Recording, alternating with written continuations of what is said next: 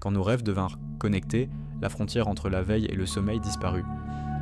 Mark Zuckerberg ne dirigeait plus un réseau social. Il bâtissait un monde intérieur, sans issue. Au début, personne n'y vit un danger. Le métaverse n'était qu'un jeu, une distraction. Des avatars maladroits, des concerts virtuels, des réunions de travail avec des casques encombrants. Le monde réel s'effondrait. Guerre, pandémie, catastrophe climatique.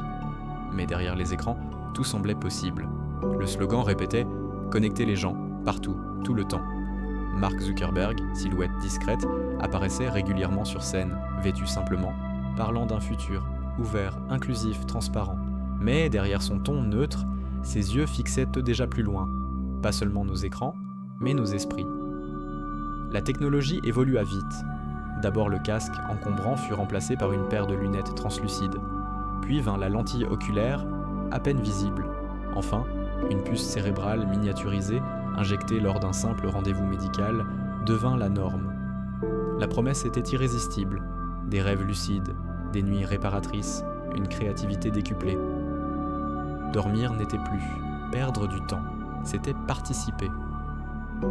Les premiers résultats émerveillèrent le monde.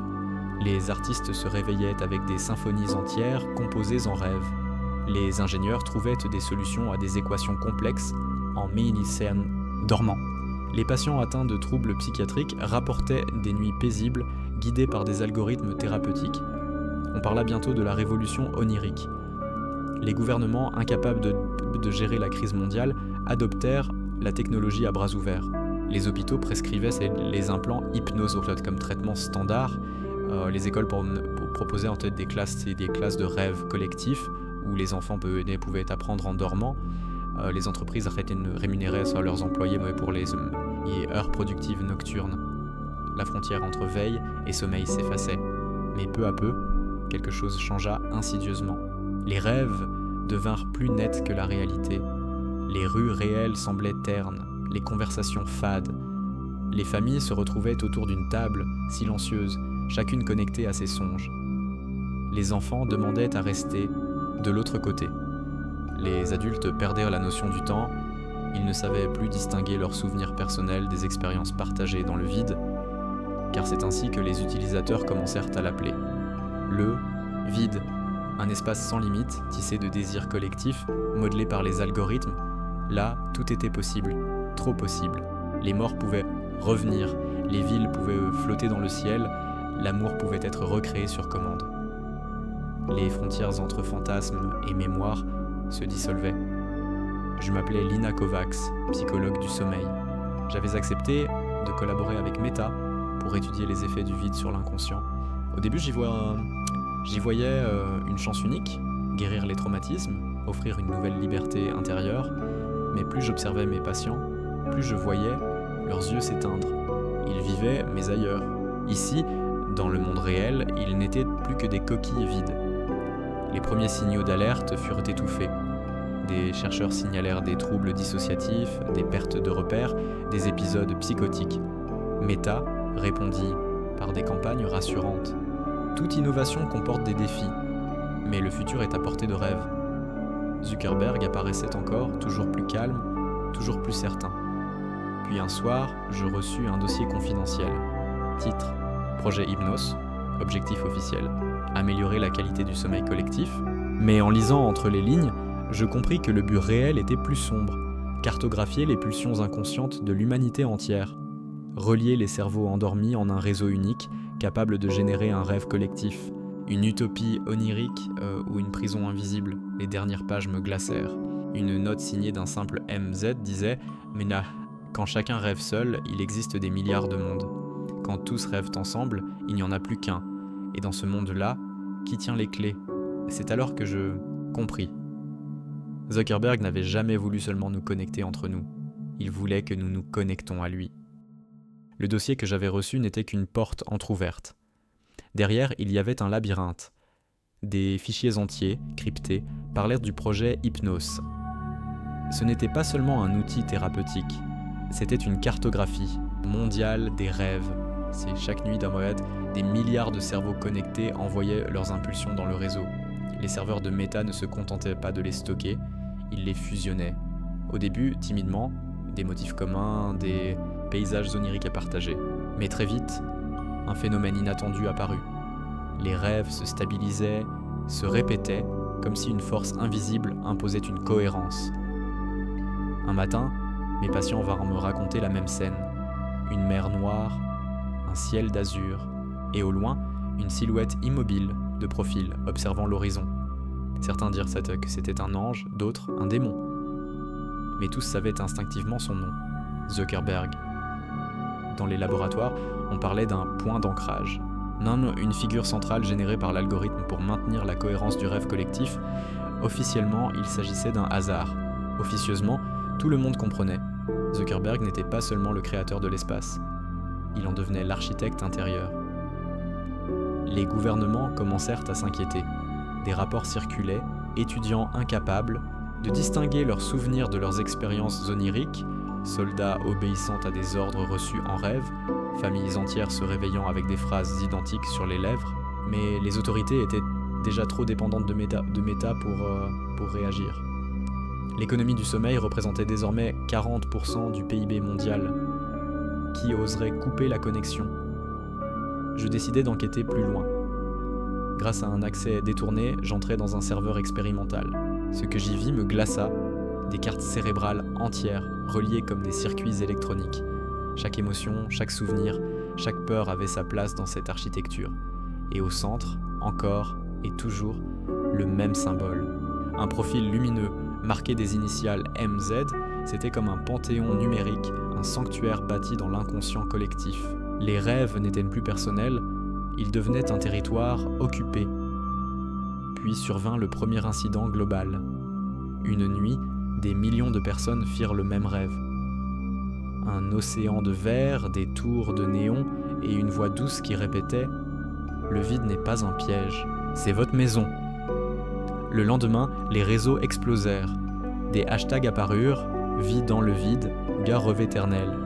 Des milliers de personnes décidèrent de rester connectées en permanence, dormant jour et nuit, refusant de revenir au monde réel.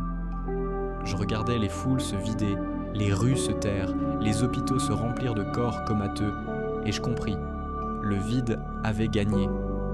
Mark Zuckerberg n'était plus seulement le PDG de Meta, il était devenu l'architecte d'une réalité parallèle où nos désirs, nos peurs, nos âmes même lui appartenaient. Les nuits s'allongeaient, les jours rétrécissaient, de plus en plus d'habitants choisissaient de rester connectés au vide, refusant de se réveiller. Dans les hôpitaux, les salles se remplissaient de corps immobiles, maintenus en vie par des perfusions. Leurs yeux bougeaient sous les paupières closes, prisonniers de rêves qu'ils ne contrôlaient plus. Chaque nuit, les mêmes visions revenaient. Des tours de verre flottant dans un ciel violet, une mer de néon infini, et surtout, une silhouette gigantesque, toujours la même. Mark Zuckerberg, de dos, immobile, observant l'horizon onirique. Il n'avait pas besoin de parler. Sa simple présence suffisait à ancrer le rêve collectif. Les chercheurs de Meta expliquèrent que cette figure était un artefact de cohérence. Mais dans les forums clandestins, on murmurait autre chose. Il était devenu le dieu des rêves. Je continuais mes recherches, infiltrant les serveurs d'Hypnos. J'y découvris une section cachée appelée Phase Somnus. Les rapports décrivaient la prochaine étape. Transformer le rêve collectif en une matrice d'ordre. Non plus un espace passif, mais un outil actif.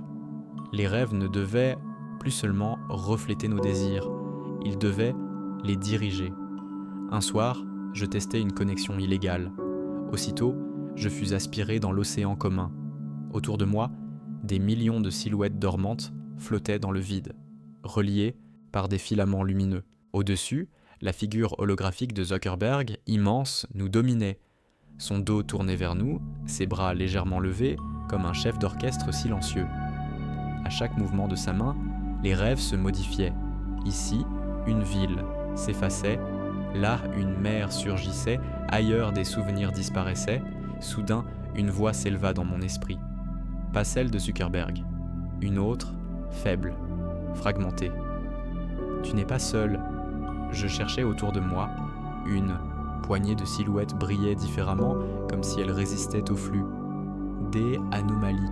Elles se regroupaient dans les interstices du rêve, essayant de créer leur propre paysage, loin de la surveillance. Mais chaque fois qu'elle tentait de bâtir un espace libre, la silhouette géante de Zuckerberg se retournait légèrement, comme si elle les avait sentis. Alors, les filaments se resserraient, effaçant tout ce qu'elles avaient construit. Je compris que nous étions piégés dans une boucle. Tant que sa présence dominait l'horizon, aucun rêve libre ne pouvait exister. Pourtant, dans le dernier recoin du vide, l'une des anomalies réussit à me transmettre un symbole, un carré noir percé d'une flèche, et un mot, porte. Je me réveillai en sursaut, haletante. Sur mon terminal, une nouvelle ligne de code apparut, venue de nulle part. Exit Dream, c'était peut-être une chance, ou un piège. Mais une chose était sûre, si nous ne trouvions pas cette porte, Zuckerberg ne serait plus seulement l'architecte du vide, il deviendrait l'architecte de nos vies éveillées. La rumeur enflait comme une tempête invisible. Phase finale. On en parlait dans les cafés, dans les forums clandestins, jusque dans les rêves eux-mêmes. Personne ne savait exactement ce que c'était, mais tout le monde pressentait que quelque chose d'énorme approchait. Depuis des semaines déjà, le vide n'était plus un territoire intime. Chaque nuit, des milliards d'êtres humains arpentaient la même ville onirique, avenue de néons, tours translucides, ponts qui s'étiraient vers l'infini. Peu à peu, les rêves personnels s'étaient effacés, remplacés par ce décor, unique, répétitif, obsédant. On s'y croisait, on y parlait, mais sans jamais s'interroger sur son origine, comme si l'inconscient collectif avait été colonisé, et au centre de cette cité infinie, toujours la même silhouette. Gigantesque de dos, immobile, les bras légèrement levés. Zuckerberg. On ne voyait pas son visage, seulement son profil, parfois une lueur froide dessinant ses traits. Il n'avait pas besoin de parler. Sa présence suffisait à orienter le flux des rêves. Dans la vie réelle, les signes de contamination s'accumulaient. Des étudiants racontaient des souvenirs qui n'étaient pas les leurs. Des soldats campés répétaient en état de veille des gestes appris dans leurs songes. Des familles entières se réveillaient avec les mêmes phrases sur les lèvres. Le rêve est la réalité. La réalité est le rêve. Je fouillais de nouveau les serveurs Hypnos.